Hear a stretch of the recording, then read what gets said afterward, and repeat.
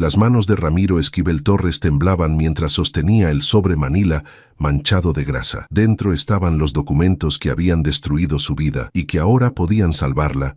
Afuera de su humilde taller mecánico, en Nezahualcóyotl, el rugido de un motor de lujo rompió el silencio de aquella mañana gris. No lo sabía aún, pero en 15 minutos, ese BMW blanco que se detenía frente a su puerta cambiaría todo. La mujer que bajó del asiento del pasajero, con su traje de diseñador y sus perlas relucientes, tampoco lo sabía. Pero ambos estaban a punto de descubrir que el pasado nunca muere, solo espera el momento perfecto para cobrar su deuda. Ramiro se levantó antes del amanecer, como todos los días desde hacía ya 2 años. El colchón viejo crujió bajo su peso cuando sus pies tocaron el piso frío de concreto. En la habitación contigua, separada apenas por una cortina raída, dormía Lupita.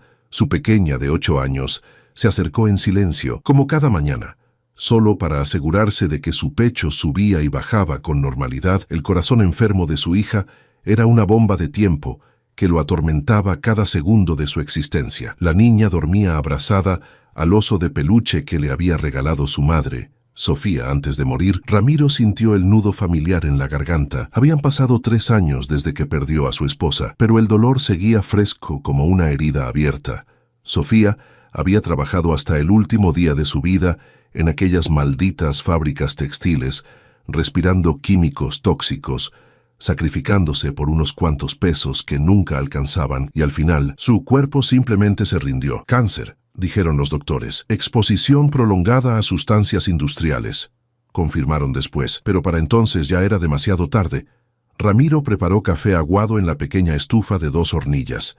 El taller mecánico conectado a su vivienda de 2 cuartos era todo lo que tenía. Las paredes de bloc sin pintar, el techo de lámina que goteaba cuando llovía, las herramientas heredadas de su padre que ya mostraban décadas de uso, pero era suyo, o al menos lo sería cuando terminara de pagar al usurero del barrio los 5,000 pesos que le había prestado el mes anterior para comprar las medicinas de Lupita. Abrió la puerta del taller y el olor a aceite quemado y metal lo recibió como un abrazo familiar. Sobre el escritorio desvencijado, junto a facturas sin pagar y recibos atrasados, estaba el sobre Manila. Lo miraba cada mañana, lo tocaba, lo abría, volvía a leer los documentos que guardaba adentro, como si esperara que las palabras cambiaran mágicamente, pero nunca cambiaban. Seguían siendo la misma verdad brutal que don Heriberto Villalobos le había confiado en su lecho de muerte, hacía ya 5 años. Don Heriberto, el dueño del imperio textil más grande del centro de México, el hombre que había empleado a cientos, tal vez miles de trabajadores a lo largo de 4 décadas, el hombre que había construido su fortuna sobre los hombros rotos de gente como Sofía, y también el hombre que en sus últimas semanas de vida, consumido por el cáncer y el remordimiento, había llamado a Ramiro a su mansión en Las Lomas. Ramiro nunca olvidaría ese día de abril del 2020. Había ido porque don Heriberto insistió en que necesitaba hablar con el esposo de Sofía Méndez. En ese entonces, Sofía aún vivía, aunque ya estaba enferma. Los doctores acababan de confirmar el diagnóstico devastador. Ramiro llegó a aquella casa enorme, intimidado por los jardines perfectos, las fuentes de cantera, los pisos de mármol que brillaban como espejos.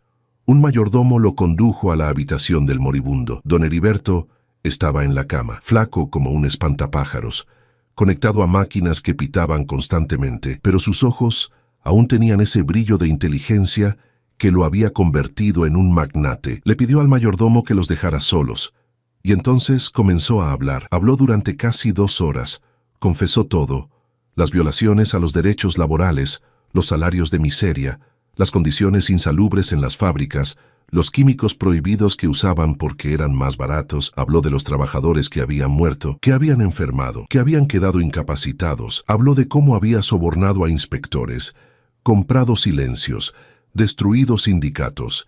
Y habló de Sofía. Sabía su nombre, sabía que estaba enferma, sabía que moriría pronto. «Lo siento», había dicho el viejo con lágrimas rodando por sus mejillas hundidas. «Lo siento tanto. Pero mis hijos, mi hija Renata, ella no sabe nada. He construido este imperio para ella. Y si supiera la verdad, la destruiría. Es dura en los negocios. Sí, pero tiene un corazón. Tiene conciencia.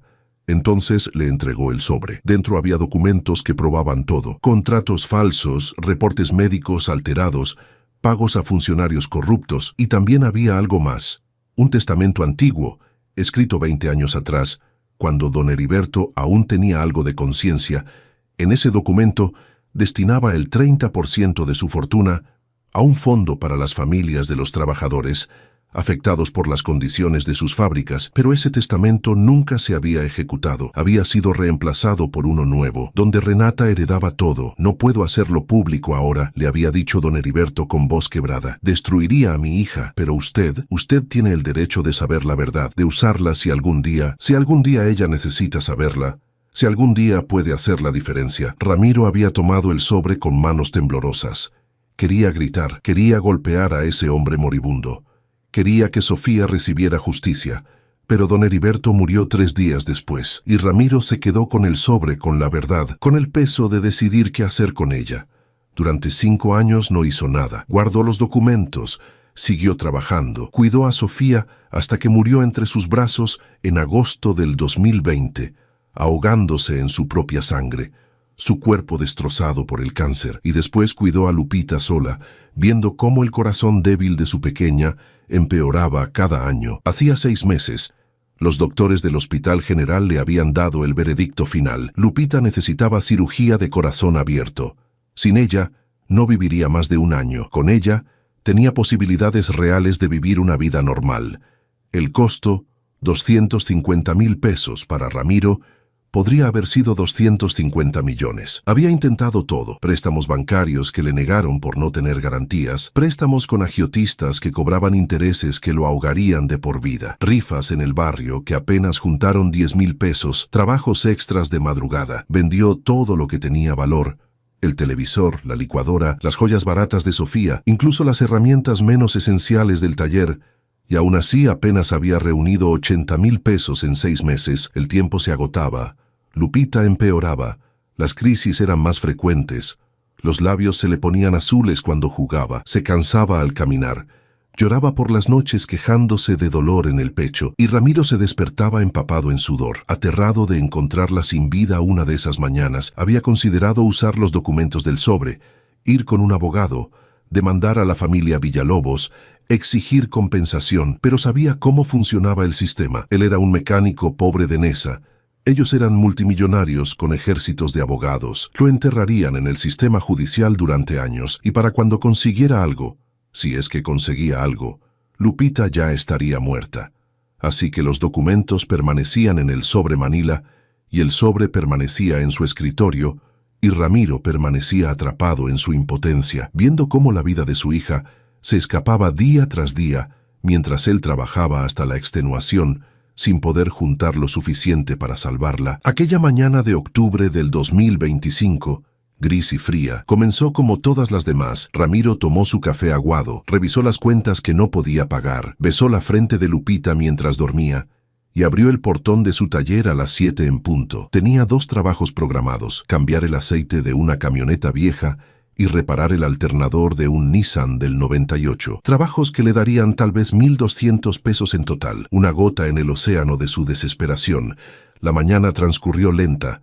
Cambió el aceite, limpió las bujías del Nissan, bebió más café aguado, miró el sobre Manila, calculó mentalmente cuántos días le quedaban, según el último pronóstico de los doctores: 180 días, tal vez menos. 6 meses para conseguir 170,000 pesos más. Imposible, absolutamente imposible. A las 9:30 de la mañana, escuchó el rugido de un motor potente acercándose por la calle.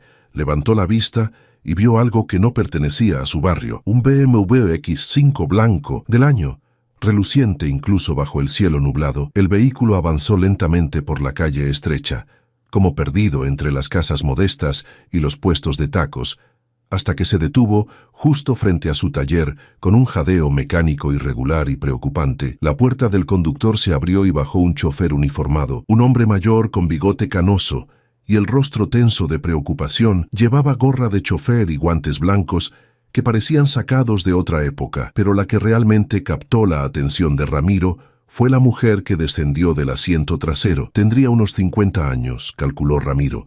aunque se veía más joven gracias al maquillaje impecable y el cuidado evidente de quien tiene acceso a los mejores tratamientos de belleza. Llevaba un traje sastre color crema que probablemente costaba más que todo lo que Ramiro poseía. Un collar de perlas auténticas brillaba en su cuello, capturando incluso la escasa luz del día nublado. Su cabello castaño, con mechas doradas, estaba peinado con esa perfección que solo se consigue en salones caros de Polanco o Santa Fe. Incluso sus zapatos de tacón alto, ahora manchándose en el pavimento sucio de la calle, gritaban dinero y exclusividad. La mujer miró alrededor con una mezcla evidente de disgusto y desconcierto, como si hubiera aterrizado en otro planeta. Sus ojos recorrieron las casas de bloc sin pintar, los cables eléctricos colgando peligrosamente, los perros callejeros que dormitaban en las esquinas, los niños descalzos que jugaban con una pelota desinflada. Este claramente no era su mundo. «¿Este es un taller mecánico?», preguntó con voz cortante, dirigiéndose al chofer, sin molestarse en mirar directamente a Ramiro. «Es lo único que hay por aquí, señora Villalobos», respondió el hombre con tono de disculpa, como si el estado del barrio fuera culpa suya. Ramiro sintió como si le hubieran metido un puño de hielo en el estómago. Villalobos, ese apellido, el apellido que había perseguido sus pesadillas durante 5 años, el apellido escrito en todos esos documentos del sobre Manila, el apellido responsable de la muerte de Sofía y de centenares de trabajadores más. No podía ser coincidencia. No podía ser. La mujer se acercó a la entrada del taller con pasos cuidadosos, evitando meticulosamente los charcos de aceite, los pedazos de metal oxidado, las herramientas tiradas en el piso de concreto agrietado. Sus ojos recorrieron el lugar con evidente desdén, notando las paredes manchadas, el techo de lámina remendado, las refacciones viejas apiladas sin orden. «¿Hay alguien aquí que sepa algo de autos alemanes?», preguntó con ese tono que solo tienen las personas acostumbradas a que todo el mundo salte a sus órdenes, sin siquiera mirarlo directamente, como si Ramiro fuera parte del mobiliario. Ramiro se limpió las manos en un trapo grasiento y se acercó, ahora que la veía de cerca, bajo la luz que entraba por la puerta del taller. Reconoció los rasgos. Los había visto en revistas de negocios que ocasionalmente hojeaba en el puesto de periódicos del barrio, en notas de sociedad sobre fiestas de caridad y eventos empresariales, en entrevistas donde hablaba de liderazgo femenino y responsabilidad social corporativa. Renata Villalobos de Sandoval, la heredera del imperio textil, la hija única de don Heriberto, la mujer que ahora controlaba las mismas fábricas que habían matado a Sofía. «Depende del problema, señora», respondió Ramiro, manteniendo la voz neutral a pesar del torbellino de emociones que amenazaba con ahogarlo, la furia, el dolor, la incredulidad de tener frente a él a la mujer que representaba todo lo que había destruido su vida. «El problema es que tengo una junta decisiva en Polanco en 45 minutos y este maldito auto decidió fallar en medio de la nada», espetó ella, gesticulando con irritación hacia el BMW, sus uñas perfectamente arregladas, brillando con esmalte francés. «¿Puede arreglarlo o no? Necesito una respuesta directa. No tengo tiempo para rodeos». El chofer intervino con tono más conciliador, como si estuviera acostumbrado a suavizar las asperezas de su patrona. «El motor pierde potencia de forma irregular y hace un ruido extraño, como tintineante, señor mecánico.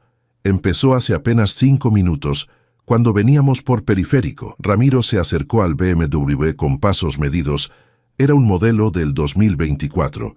La versión M Sport de lujo máximo. Calculó mentalmente que ese vehículo costaba más de 2 millones de pesos, más de lo que él ganaría en toda su vida, más de lo que necesitaba para salvar a Lupita multiplicado por 8, toda esa riqueza en un solo objeto. Mientras su hija moría por falta de 250,000 pesos, abrió el cofre con cuidado reverente. El motor estaba impecablemente limpio, como era de esperarse en un auto de ese calibre y ese precio. Cada componente brillaba, sin rastro de la mugre y el desgaste que Ramiro veía en los motores con los que trabajaba diariamente. Pidió las llaves al chofer y encendió el auto. Efectivamente, había un tintinear metálico distintivo y la potencia fluctuaba de manera irregular. Aceleró un par de veces, escuchando atentamente cada sonido, cada vibración. Sensor de presión de combustible, diagnosticó después de apenas 30 segundos, escuchando con el oído experto de alguien que había trabajado con estos motores durante años. «Está fallando intermitentemente, por eso pierde potencia de forma irregular y hace ese ruido característico. Si siguen manejando así, El motor se va a ahogar completamente en menos de 10 kilómetros. Van a quedar varados. Renata lo miró con una mezcla de sorpresa e incredulidad. ¿Y cuánto tiempo tomará arreglarlo? Sea específico. 15 minutos. Respondió Ramiro con seguridad. 20 como máximo si encuentro alguna complicación. Tengo el sensor de repuesto. Es una falla relativamente común en estos modelos cuando se manejan de forma agresiva en ciudad. Tiene el sensor.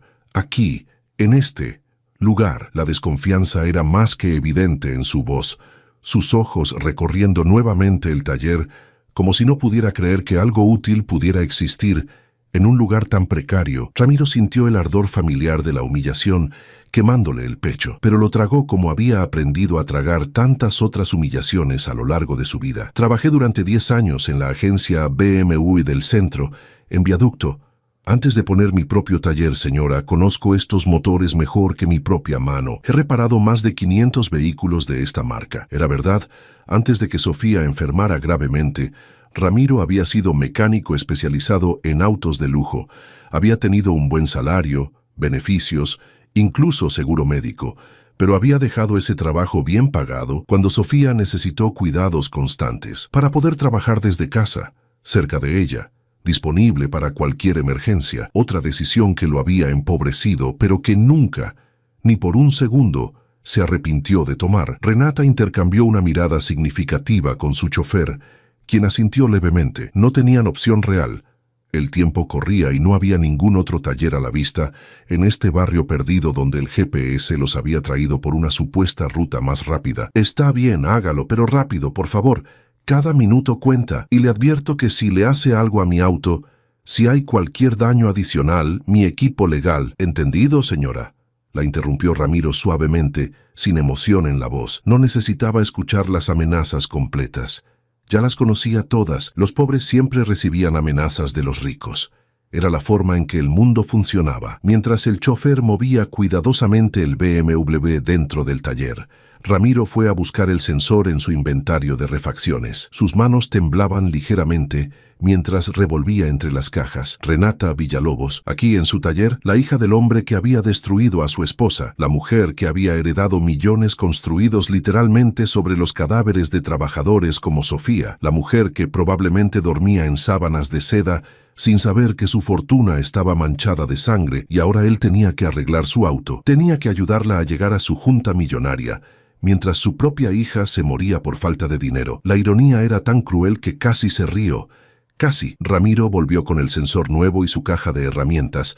Renata se había quedado junto al auto, supervisando cada movimiento con ojos de halcón, claramente incómoda en ese ambiente que le era completamente ajeno. Se había quitado el saco del traje y lo sostenía doblado sobre el brazo, como si temiera que se ensuciara con solo tocarse el aire del taller. Revisaba su reloj de oro cada 30 segundos, hacía llamadas breves y tensas, con un iPhone que probablemente costaba lo que Ramiro ganaba en 6 meses de trabajo duro. Sí, Carlos, voy retrasada. Ya no fue mi culpa. El auto tuvo un problema mecánico.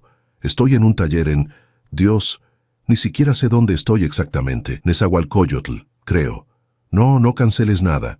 Llegaré. Diles que empiecen sin mí si es necesario, pero que no tomen ninguna decisión final hasta que yo esté ahí. Ramiro se puso sus guantes de trabajo y comenzó. Sus manos se movían con la precisión y seguridad de décadas de experiencia. Desconectó la batería primero. Protocolo estándar de seguridad. Luego localizó el sensor defectuoso bajo el sistema de inyección, accesible pero en una posición incómoda, que requería manos experimentadas mientras trabajaba. Podía sentir la mirada impaciente e incrédula de Renata sobre él, juzgando cada movimiento, cada segundo que pasaba. ¿Cuánto tiempo lleva con este taller?, preguntó ella de repente, probablemente más por ansiedad y necesidad de llenar el silencio incómodo que por interés genuino en su vida. 12 años, respondió Ramiro sin levantar la vista del motor, concentrado en desconectar los cables del sensor con cuidado para no dañar nada. ¿Y le va bien? La pregunta salió con cierta torpeza, como si ella misma se diera cuenta de lo absurda que sonaba, dadas las evidentes circunstancias del lugar. La pregunta era tan absurdamente desconectada de la realidad que Ramiro casi se rió. Si le iba bien, mirando alrededor de su taller destartalado, con el techo que goteaba, las paredes sin pintar, las herramientas oxidadas, si le iba bien cuando estaba desesperado, tratando de juntar dinero para salvar a su hija moribunda, pero se contuvo. No era momento para sarcasmos. Sobrevivo. Señora, eso es todo lo que puedo decir. Sobrevivo. Silencio incómodo. Ramiro removió el sensor viejo con cuidado. Estaba completamente quemado, como esperaba. Los contactos estaban ennegrecidos, el plástico derretido en algunos puntos.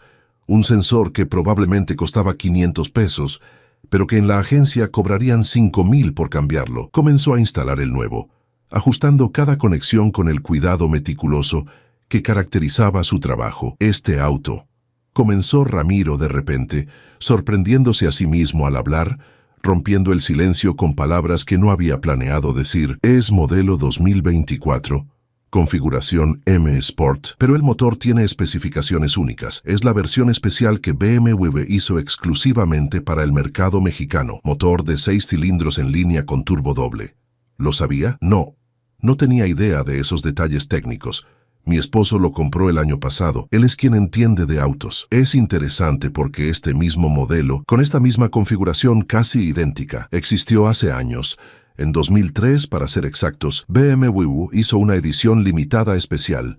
Solo fabricaron 200 unidades para todo México. Eran casi imposibles de conseguir. Mi esposa, Ramiro, hizo una pausa, sintiendo el dolor familiar en el pecho. Ella trabajaba en la fábrica textil Villalobos cuando salió ese modelo. Recuerdo perfectamente que el dueño de la fábrica, don Heriberto Villalobos, tenía uno exactamente igual, blanco perlado, con interiores en color caramelo. Como este, lo estacionaba en la entrada de la fábrica algunos días. Los trabajadores lo veíamos y pensábamos que era del otro mundo. Sintió más que vio cómo Renata se tensaba completamente. El aire en el taller pareció volverse más denso, más pesado cuando ella habló. Su voz había perdido todo rastro de impaciencia, reemplazada por una cautela casi palpable. ¿Conoció usted a mi padre?, preguntó con voz cuidadosa, midiendo cada palabra. Sí, señora, lo conocí. Ramiro siguió trabajando, sus manos firmes, aunque su corazón latía como tambor de guerra. Su esposa, Sofía Méndez, trabajó en sus fábricas durante 15 años, desde que tenía 20 años hasta que cumplió 35, cuando murió de cáncer. El silencio que siguió fue denso, pesado, casi sofocante. Ramiro podía escuchar su propia respiración, los latidos de su corazón, el zumbido distante de la calle. Terminó de conectar el sensor nuevo y comenzó a asegurar las conexiones con los tornillos especiales. Podía sentir los ojos de Renata literalmente clavados en su espalda, quemándole la piel. Lo siento mucho por su pérdida, dijo ella finalmente, después de lo que pareció una eternidad, con un tono que sugería incomodidad profunda, más que empatía genuina. Era el tipo de condolencia automática que la gente rica da sin pensar realmente en lo que significa. Gracias, señora, es muy amable de su parte. Ramiro hizo una pausa deliberada antes de continuar, eligiendo cuidadosamente sus siguientes palabras. Cáncer pulmonar agresivo, metástasis múltiple, por exposición prolongada a químicos industriales, según confirmaron 3 oncólogos diferentes, tolueno, principalmente, y benceno, y otros solventes, sustancias que se usaban en el proceso de teñido de telas en sus fábricas, sustancias que están prohibidas para uso sin protección adecuada desde 1995 por la Secretaría del Trabajo, pero que siguieron usándose durante años porque eran significativamente más baratas que las alternativas seguras. Ahora sí levantó la vista del motor y la miró directamente a los ojos. Renata estaba pálida, visiblemente pálida incluso bajo su maquillaje perfecto. Una mano apretaba su collar de perlas como si fuera un salvavidas. No sé de qué está hablando exactamente, dijo ella con voz temblorosa,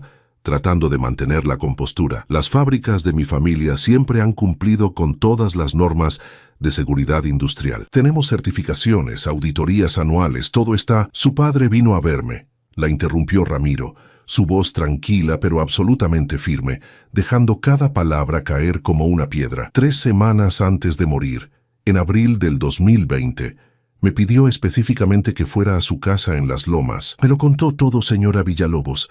Absolutamente todo, cada detalle de lo que realmente pasaba en esas fábricas. Renata dio un paso atrás involuntario, como si las palabras fueran golpes físicos. Su rostro reflejaba una mezcla caótica de emociones, sorpresa, miedo, incredulidad, ira. Eso es completamente imposible. Mi padre nunca habría...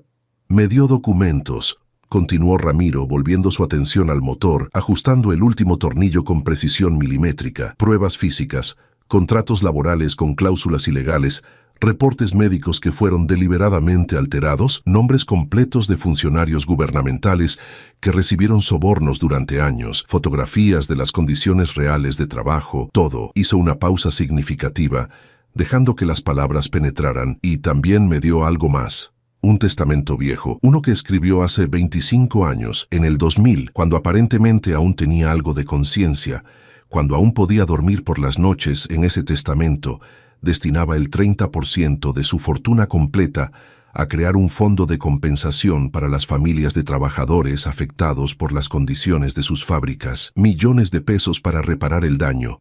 Eso es una mentira absoluta. La voz de Renata temblaba violentamente entre la furia y el pánico. Sus manos temblaban. Mi padre, él era un hombre de negocios duro. Sí, exigente, pero siempre fue honorable. Nunca habría. Él no era capaz de... Señora. Ramiro se incorporó lentamente y la miró directamente a los ojos con una intensidad que la hizo retroceder otro paso. Su padre me confesó cosas muy específicas. Me dijo que usted nació el 12 de marzo de 1975 en el Hospital Español, que su madre, doña Carmen, murió en el parto por complicaciones de preeclampsia, que él quedó completamente devastado, destruido emocionalmente, que se sumergió en el trabajo como una forma de escapar del dolor insoportable de haberla perdido, y que en esos años oscuros, entre 1975 y 1985, hizo cosas de las que se avergonzaba profundamente, cosas terribles que construyeron su imperio, pero que destruyeron incontables vidas en el proceso. Renata se tambaleó visiblemente. El chofer, que había estado a unos metros de distancia tratando de darles privacidad, se acercó rápidamente con gesto de alarma para sostenerla por el codo. Ella lo apartó con un gesto brusco, casi violento, pero tuvo que apoyarse contra el BMW para no caer. ¿Por qué? Su voz era apenas un susurro ahogado ahora. ¿Por qué me está diciendo todo esto? ¿Qué es lo que quiere realmente de mí? ¿Dinero es eso? ¿Está buscando extorsionarme? ¿Quiere que le pague para que se calle? ¿Una demanda millonaria? ¿Qué es lo que quiere? Ramiro negó con la cabeza lentamente, sintiendo el peso de 5 años de silencio a punto de romperse. Yo no quiero nada de usted, señora Villalobos. Le juro por lo más sagrado que no quiero nada. Durante 5 años completos, guardé esos documentos sin hacer absolutamente nada con ellos. Los guardé en ese sobre manila que ve allá en mi escritorio. Los leí 1000 veces, lloré sobre ellos, pero no los usé. Pero usted me preguntó, ¿cómo me va con el taller? Sí, me va bien. Y la verdad que me está matando por dentro, es que estoy quebrándome.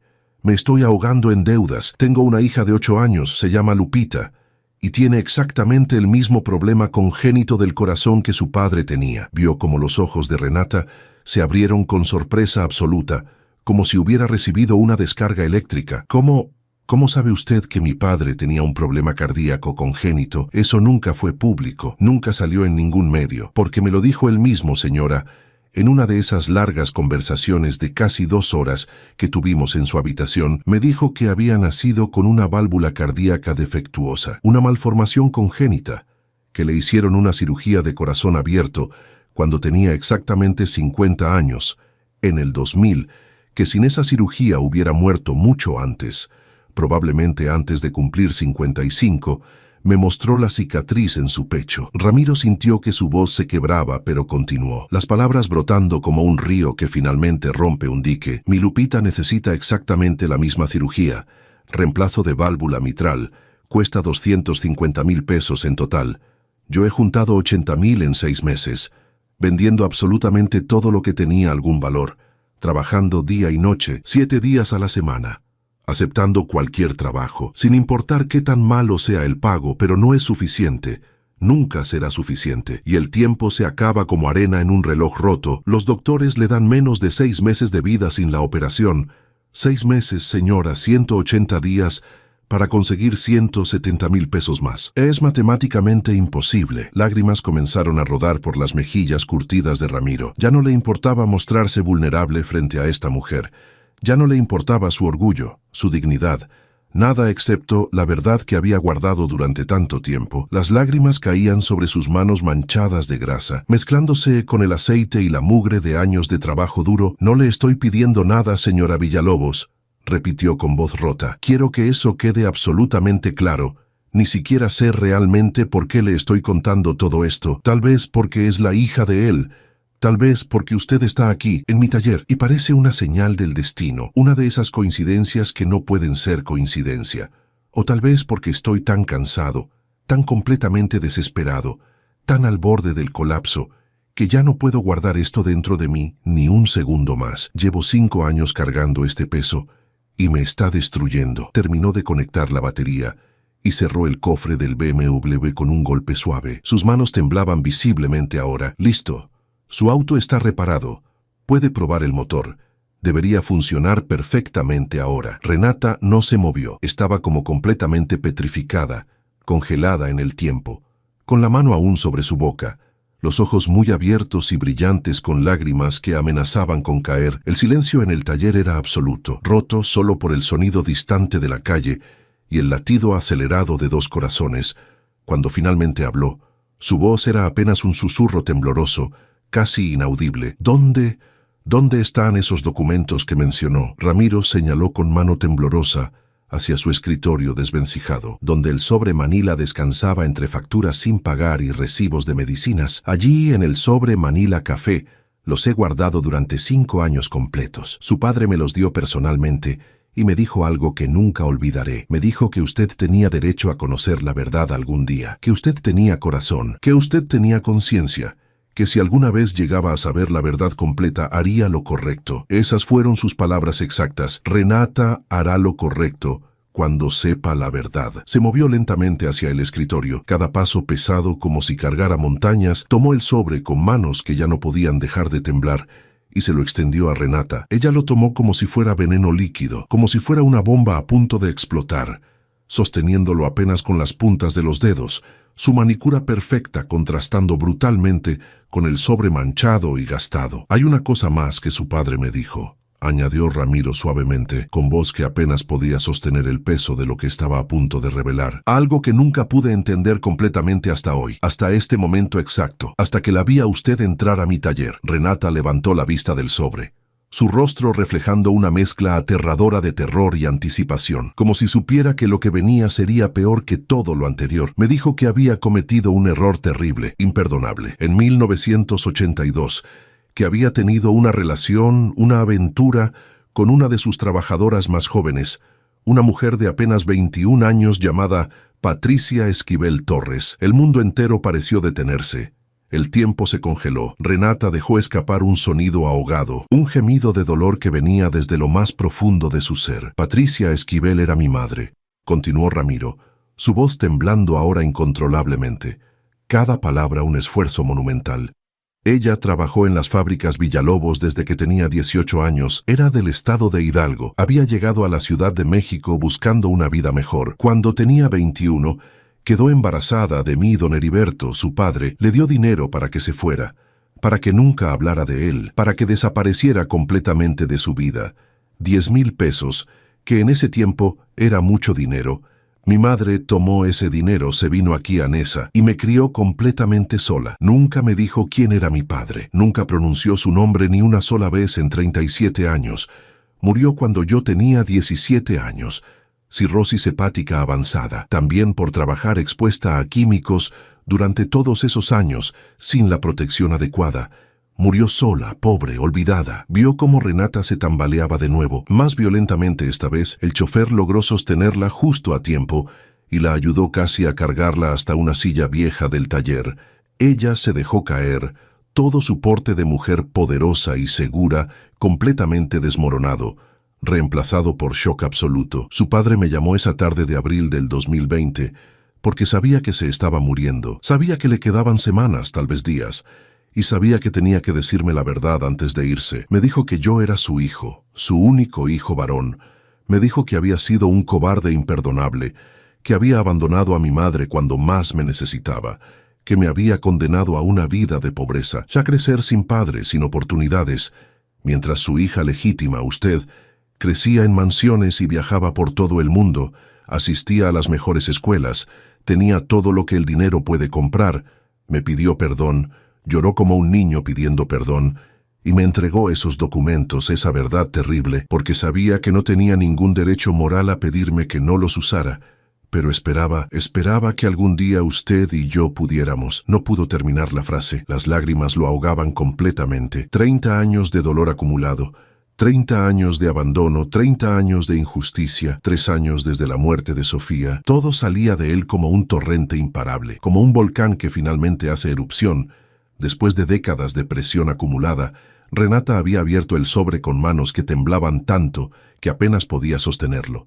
Sacó los documentos uno por uno, cada papel revelando una capa más de la horrible verdad. Certificados de nacimiento, el suyo propio, donde constaba claramente que don Heriberto Villalobos Sánchez era su padre, y otro, el de Ramiro Esquivel Torres, donde el espacio del padre estaba completamente en blanco, pero había una nota escrita a mano por don Heriberto, fechada el 5 de abril del 2020, 3 semanas antes de su muerte, admitiendo su paternidad y pidiendo perdón con palabras que destilaban arrepentimiento. Había fotografías viejas, descoloridas por los años, una de don Heriberto joven, tal vez de 30 años, con una mujer hermosa de rasgos indígenas, piel morena, ojos grandes y tristes, Patricia Esquivel, la madre de Ramiro. Ella sonreía tímidamente a la cámara con el uniforme azul de la fábrica, su juventud radiante a pesar de la dureza del trabajo, y había más fotos de un niño pequeño, Ramiro en diferentes edades, que don Heriberto aparentemente había seguido de lejos durante años, sin nunca acercarse, sin nunca asumir su responsabilidad como padre. «Dios mío», susurró Renata, su voz completamente rota. «Dios mío, es verdad. Todo es verdad, todo». Siguió revisando con manos temblorosas. Contratos laborales con salarios ridículamente bajos, reportes médicos de decenas de trabajadores enfermos que habían sido claramente alterados, con diagnósticos cambiados, con causas de muerte falsificadas, recibos de pagos en efectivo a inspectores gubernamentales, con nombres, fechas y cantidades, fotografías de las condiciones reales dentro de las fábricas, trabajadores sin máscaras, ventilación inexistente, recipientes de químicos tóxicos sin sellar y el testamento antiguo, fechado en el año 2000 con la firma y huella de don Heriberto, destinando 300 millones de pesos a un fondo de compensación que nunca se había creado. Se levantó de la silla como pudo, tambaleándose, y caminó hacia Ramiro con pasos inseguros. Su rostro estaba completamente descompuesto, el maquillaje corrido por las lágrimas que ahora caían libremente. Su compostura de mujer poderosa totalmente destrozada ya no era la empresaria fría y distante, era solo una mujer confrontando la verdad más horrible de su vida. «Yo no sabía», dijo con voz completamente rota, sollozando abiertamente. «Te juro por Dios, te juro por todo lo sagrado que no sabía nada de esto, nada, mi padre. Yo pensaba que era un hombre bueno, duro en los negocios, sí, exigente, pero fundamentalmente justo y decente. Yo he estado al frente de las empresas durante 5 años desde que murió y ha seguido con las mismas prácticas», completó Ramiro suavemente, sin acusación en la voz, solo tristeza infinita, no porque sea mala persona, sino porque no sabía, porque nadie le dijo, porque así es exactamente como funciona el sistema, los ricos sobre los pobres, los poderosos sobre los débiles, siempre ha sido así. Siempre. Renata lo miró con ojos que veían realmente por primera vez, no como a un mecánico pobre más, no como a un trabajador insignificante, sino como a un hombre, como a un ser humano con historia, con dolor, con familia, como a su hermano. «¿Por qué?», preguntó con voz apenas audible. «¿Por qué no usaste estos documentos? Hace 5 años que los tienes. ¿Por qué no me demandaste? ¿Por qué no fuiste a los medios? ¿Por qué no destruiste a mi familia como nosotros destruimos la tuya? Tenías todo el derecho, tenías todas las razones del mundo, porque su padre, nuestro padre». Ramiro tuvo que hacer una pausa para controlar su voz. «Me pidió que le diera una oportunidad a usted. Dijo que usted tenía un buen corazón, aunque lo hubiera endurecido en los negocios, que solo necesitaba saber la verdad completa para actuar correctamente». Sonrió con tristeza amarga. «Y porque yo estaba ocupado enterrando a mi esposa, ocupado tratando de mantener viva a mi hija moribunda, ocupado sobreviviendo día a día, no tuve tiempo ni energía, ni recursos para venganzas elaboradas. El silencio que siguió fue interrumpido abruptamente por un sonido que heló completamente la sangre de Ramiro. Un llanto débil, ahogado, lleno de dolor, venía desde su vivienda conectada al taller. Lupita, su pequeña, corrió desesperado hacia la cortina raída que separaba el taller de su hogar y la encontró sentada en el colchón en el piso, con los labios azules, casi morados, llevándose las manitas temblorosas al pecho, jadeando por aire que no podía entrar a sus pulmones. «Papá, me duele mucho. No puedo respirar bien». Ramiro la cargó con cuidado extremo, sintiendo cómo el cuerpecito frágil de su hija temblaba incontrolablemente. El corazón de Lupita latía erráticamente, tan fuerte que podía sentirlo contra su propio pecho. Renata había entrado inmediatamente detrás de él, seguida por el chofer, y ahora observaba la escena con una expresión de horror absoluto que transformó completamente su rostro. La habitación miserable en toda su crudeza, las paredes de bloc sin pintar, el colchón viejo directamente en el piso de concreto, la ropa colgada en alambres, los frascos de medicinas en una mesa improvisada, la niña enferma luchando desesperadamente por cada respiración. ¿Tienes su medicamento de emergencia?, preguntó Renata con urgencia genuina, toda su arrogancia y distancia anterior completamente evaporadas, reemplazadas por algo que parecía compasión real. Ramiro señaló con mano temblorosa hacia una mesa pequeña donde había varios frascos de medicamentos, algunos casi vacíos. Renata los tomó rápidamente, leyó las etiquetas con ojos expertos y administró las dosis correctas con una eficiencia y conocimiento que sugería experiencia médica, o al menos familiaridad con procedimientos de emergencia: nitroglicerina sublingual, furosemida, captopril. Lentamente, después de minutos que parecieron horas eternas, Lupita comenzó a respirar un poco mejor. Sus labios recuperaron algo de color, pasando del azul mortal a un rosa pálido. «Hola, pequeña», dijo Renata suavemente, arrodillándose junto al colchón y acariciando con ternura infinita el cabello negro y húmedo de sudor de la niña. Soy una amiga de tu papá. ¿Cómo te llamas?» «Lupita», susurró la niña con voz débil, mirándola con ojos grandes llenos de curiosidad infantil. «¿Eres una princesa de verdad? Te ves exactamente como las princesas que salen en la tele.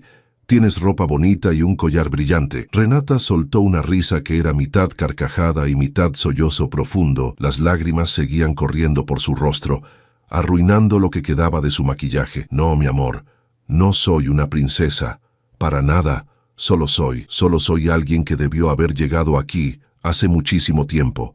Alguien que llegó demasiado tarde, pero que está aquí ahora». Miró a Ramiro con una intensidad y determinación que él nunca había visto en nadie. Sus ojos, a pesar de las lágrimas, ardían con una resolución férrea. «¿Cuándo necesita la cirugía? Dame detalles específicos, lo antes posible. Cada día que pasa sin operarse es un riesgo mayor.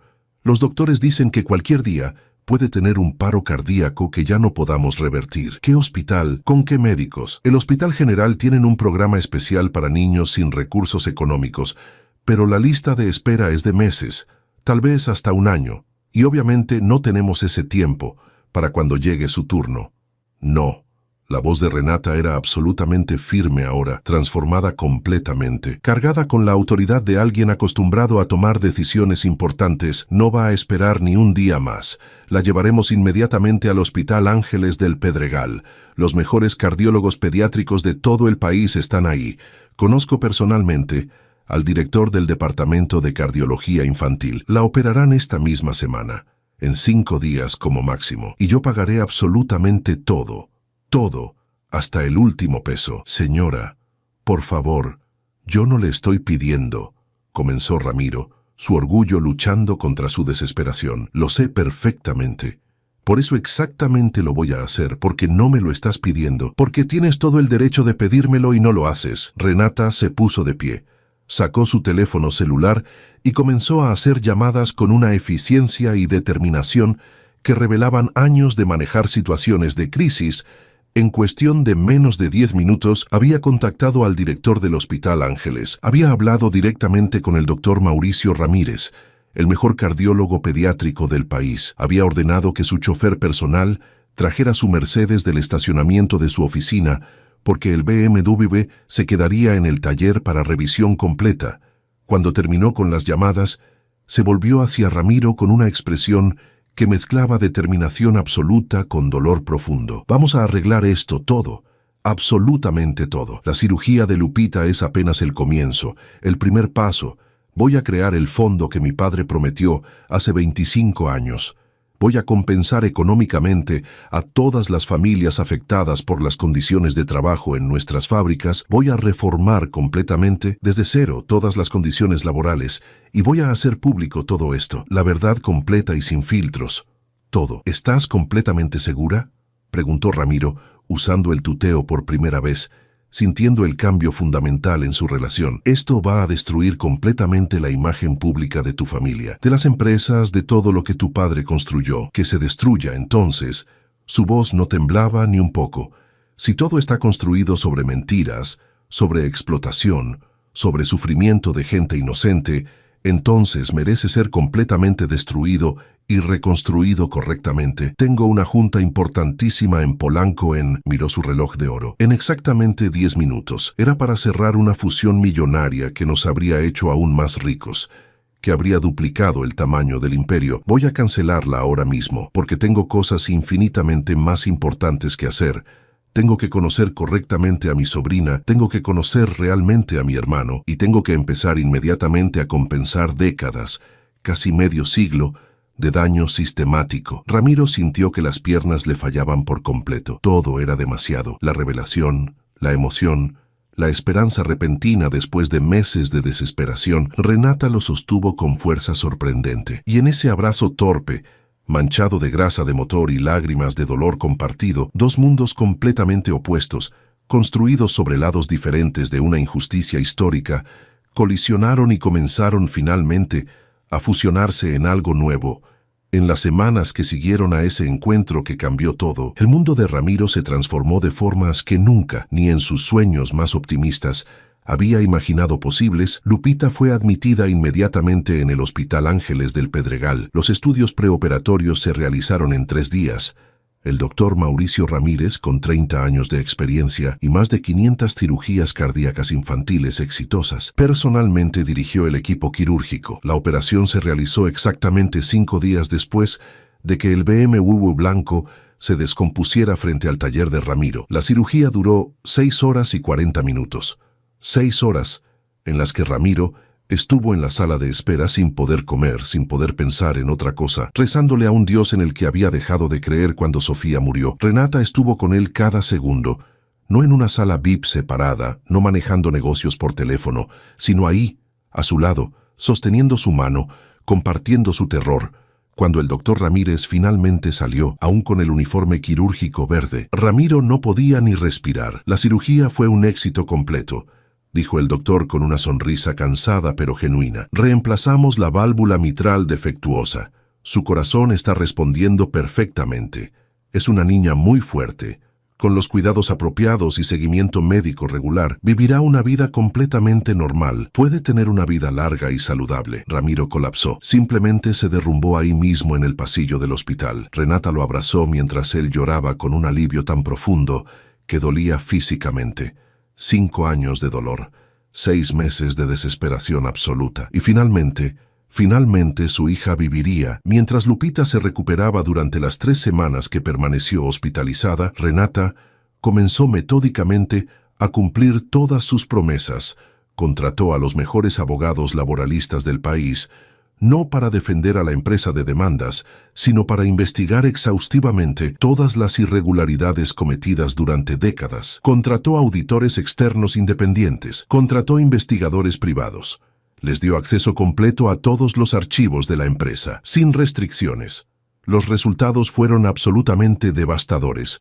Durante casi 40 años, desde 1985 hasta el 2022, las fábricas Villalobos habían violado sistemática y deliberadamente prácticamente todas las normas laborales existentes. Habían expuesto a miles de trabajadores a sustancias tóxicas sin protección adecuada. Habían pagado salarios muy por debajo del mínimo legal. Habían falsificado reportes de accidentes. Habían sobornado a más de 50 funcionarios gubernamentales diferentes a lo largo de 4 décadas. El reporte completo tenía más de 1.200 páginas.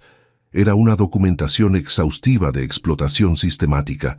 Renata hizo público absolutamente todo. Convocó a una conferencia de prensa que sacudió violentamente al país entero, frente a cámaras de todos los medios nacionales e internacionales, con Ramiro sentado a su lado, como su hermano reconocido públicamente. Presentó el reporte completo. Admitió sin excusas ni atenuantes todas las culpas históricas de su familia y anunció la creación inmediata del Fondo de Justicia Laboral Patricia Esquivel Villalobos. Nombrado en honor a la madre de Ramiro, la mujer que su padre había abandonado, el fondo comenzaría con 500 millones de pesos inmediatos, exactamente el 30% de la fortuna total de la familia que don Heriberto había prometido 25 años atrás. Todos los trabajadores o familias de trabajadores que pudieran demostrar haber sido afectados por las condiciones laborales de las fábricas Villalobos recibirían compensación económica justa, atención médica completa de por vida y apoyo educativo para sus hijos. El escándalo fue absolutamente monumental. Los medios lo cubrieron durante semanas. Algunos miembros distantes de la familia Villalobos, primos y tíos que tenían acciones minoritarias en las empresas, intentaron demandar a Renata por difamación del apellido familiar. Por destrucción deliberada del valor de las acciones, socios comerciales históricos se alejaron inmediatamente, cancelando contratos millonarios. Las acciones de la empresa cayeron un 62% en menos de un mes. Clientes corporativos importantes cancelaron pedidos, pero Renata no retrocedió ni un milímetro. Con Ramiro a su lado, ahora reconocido públicamente no solo como su hermano, sino como vicepresidente del nuevo Fondo de Justicia, enfrentó cada ataque con dignidad absoluta y determinación inquebrantable. En entrevistas, repitió incansablemente el mismo mensaje: preferimos ser una empresa más pequeña pero honesta que un imperio construido sobre sufrimiento humano. Las fábricas fueron completamente reformadas desde cero. Se implementaron protocolos de seguridad que excedían incluso los estándares internacionales. Los salarios se triplicaron para todos los trabajadores de nivel base. Se establecieron contratos justos con beneficios completos. Se instalaron sistemas de ventilación de última generación. Se reemplazaron todos los químicos tóxicos con alternativas seguras, aunque fueran significativamente más caras. Se creó un sindicato independiente con poder real de negociación. Muchos trabajadores antiguos fueron localizados y compensados generosamente por años de abusos. Algunas familias que habían perdido seres queridos por enfermedades directamente relacionadas con el trabajo recibieron sumas de varios millones de pesos. Se estableció un programa de becas universitarias completas para los hijos de todos los trabajadores actuales y pasados. El taller mecánico de Ramiro en Nesa no cerró. Al contrario, Renata invirtió 5 millones de pesos en su transformación completa. Se construyó un edificio nuevo de 3 pisos en el mismo terreno. Se convirtió en el Centro de Capacitación Técnica Sofía Méndez. Nombrado en honor a la esposa fallecida de Ramiro, el centro ofrecería capacitación técnica gratuita en mecánica automotriz, electricidad, plomería, carpintería, soldadura y otros oficios a jóvenes de barrios marginados de todo el oriente de la Ciudad de México. Ramiro seguía trabajando allí cada día, pero ahora como director del programa y maestro principal de mecánica automotriz, daba clases 3 veces por semana personalmente. Decía que nunca dejaría de enseñar con sus propias manos, que era su forma de honrar a todos los que no habían tenido las oportunidades que él finalmente, milagrosamente, había recibido. Lupita se recuperó completamente y mucho más rápido de lo que los doctores habían pronosticado. Su corazón, reparado por las mejores manos médicas disponibles en el país, latía fuerte, regular, saludable. 2 meses después de la cirugía ya estaba corriendo, jugando, riendo como cualquier niña normal de 8 años.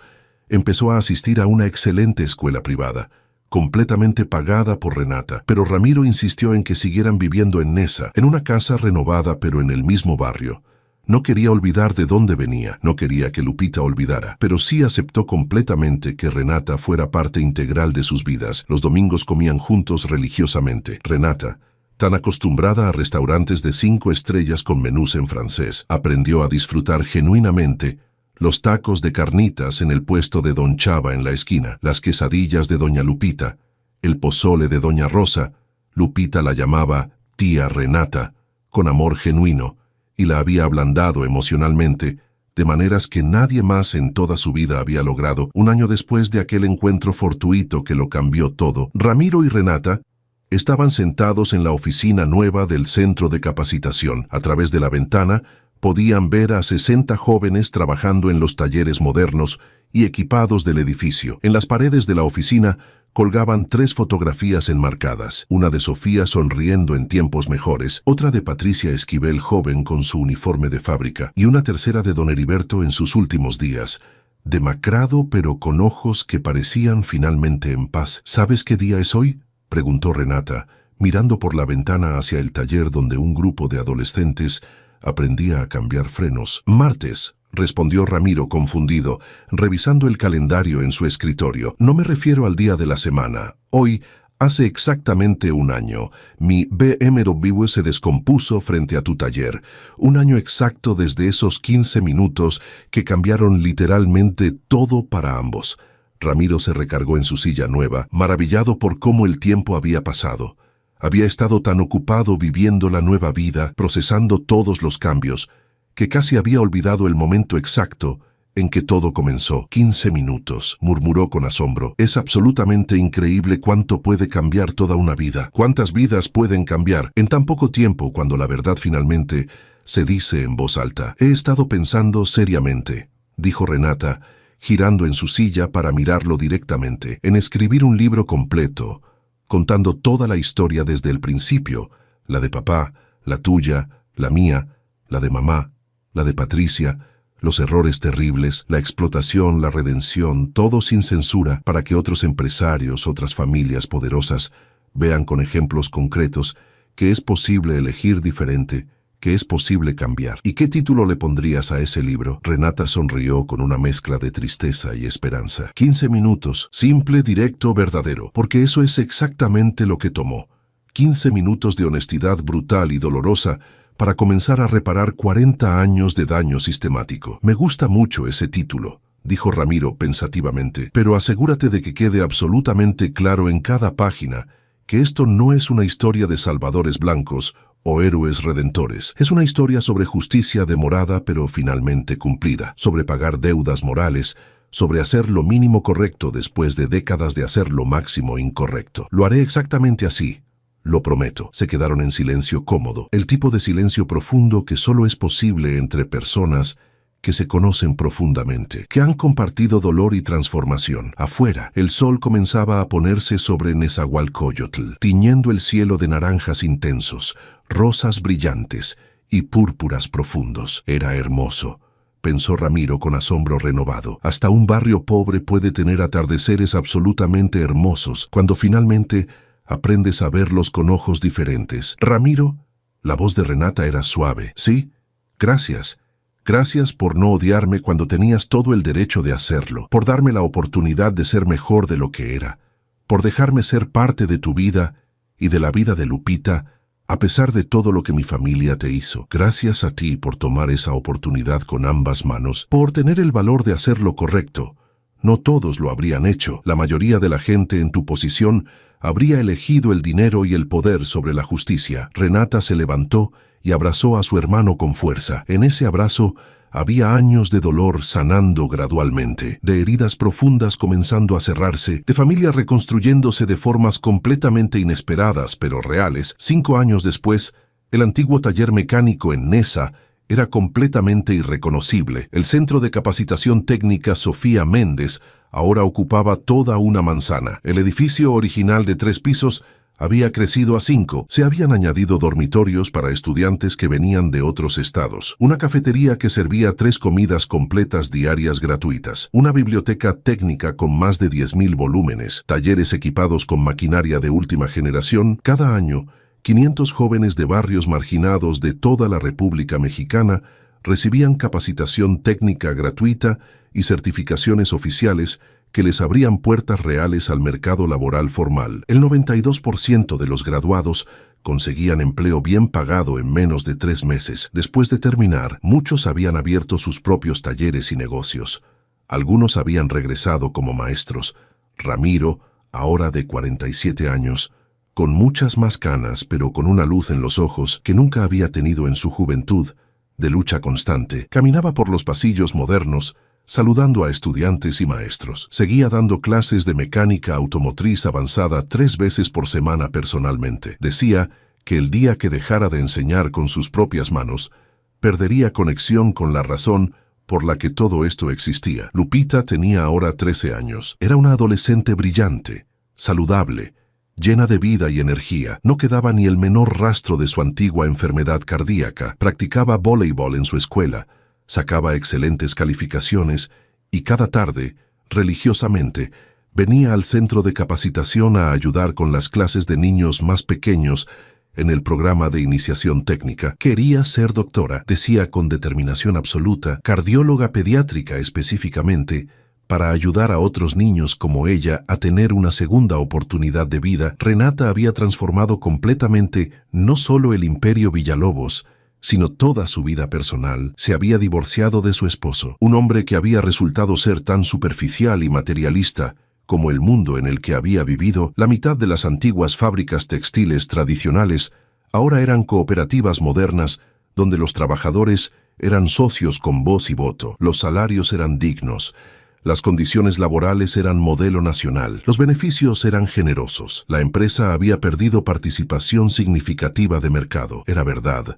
Las acciones nunca recuperaron su valor anterior. Muchos inversionistas se fueron, pero había ganado algo infinitamente más valioso: respeto genuino, legitimidad moral y trabajadores leales que defendían a la empresa porque sabían que ahora los trataba como seres humanos. El Fondo de Justicia Laboral Patricia Esquivel Villalobos se había convertido en una de las fundaciones más importantes y respetadas de todo México. Había compensado económicamente a más de 2.300 familias afectadas por abusos laborales, no solo de las empresas Villalobos, sino de toda la industria textil nacional. Había financiado más de 500 cirugías y tratamientos médicos. Había otorgado más de 800 becas universitarias completas. Había provocado 3 reformas legales importantes en materia de seguridad laboral a nivel nacional.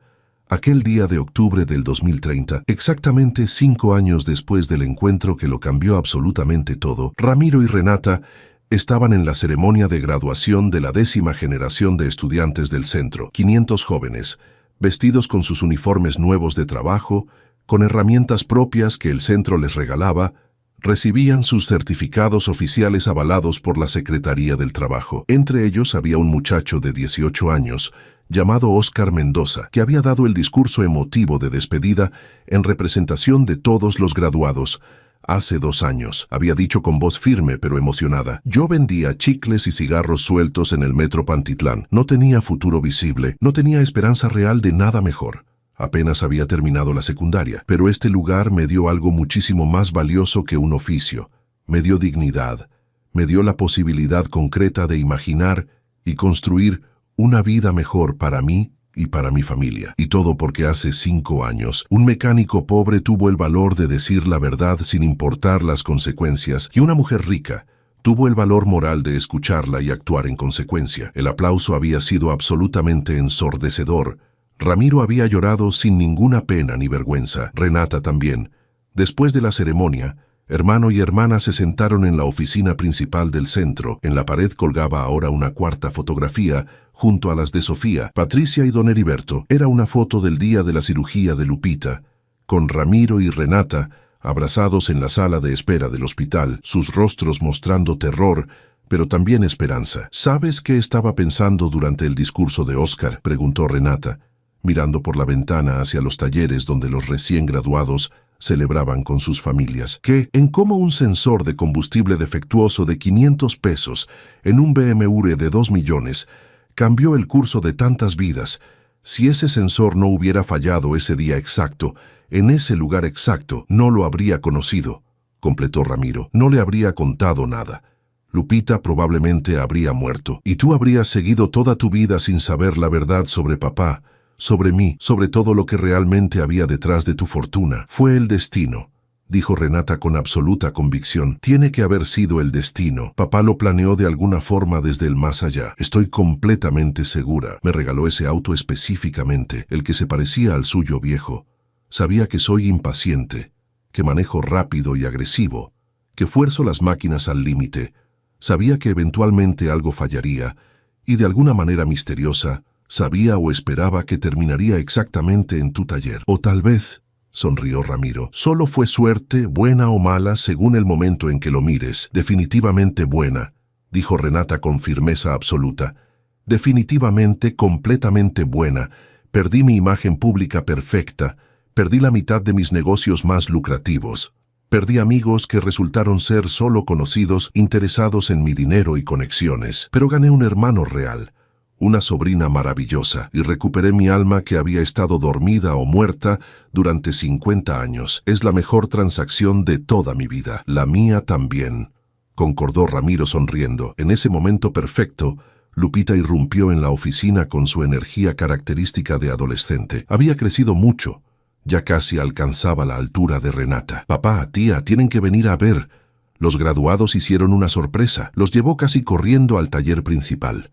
Allí, los 500 graduados habían formado un enorme número 5 humano. Representando los 5 años desde la fundación del centro, sostenían pancartas que decían: «Gracias por cambiar nuestras vidas», y 15 minutos que valieron toda una vida. Ramiro y Renata se quedaron sin palabras, abrazados, viendo a todos esos jóvenes que ahora tenían oportunidades reales, futuro tangible. 500 jóvenes multiplicados por 10 generaciones futuras que también se beneficiarían, miles de vidas cambiadas por un momento de verdad. Tía Renata, Lupita tomó su mano. Sí, mi amor, mi maestra de filosofía nos hizo una pregunta en clase. Dijo que si pudiéramos viajar al pasado y cambiar una cosa dolorosa de nuestras vidas, ¿qué cambiaríamos? Y yo pensé mucho. Podría desear nunca haber nacido con el corazón enfermo. Pero entonces tú y papá nunca se habrían conocido, ¿verdad? El centro no existiría. Todos estos chicos no tendrían esta oportunidad.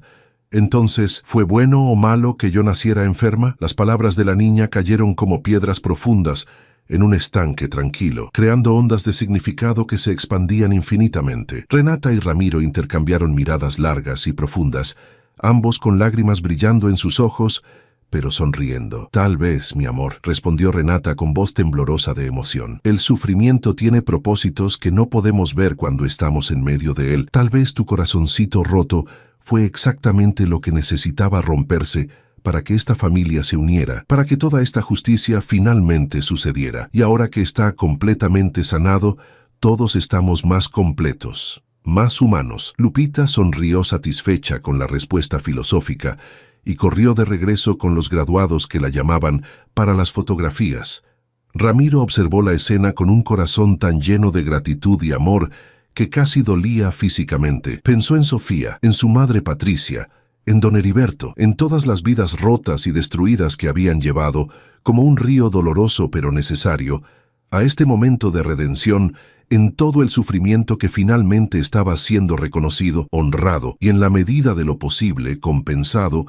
Pensó en ese BMW blanco que se había descompuesto frente a su taller hace exactamente 5 años, en esos 15 minutos de concierto que habían revelado 5 décadas de secretos enterrados, en cómo la verdad, por más dolorosa y destructiva que sea inicialmente, siempre, eventualmente, encuentra la manera de salir a la luz si hay personas valientes dispuestas a decirla y escucharla. Gracias, susurró Ramiro. No sabía bien a quién.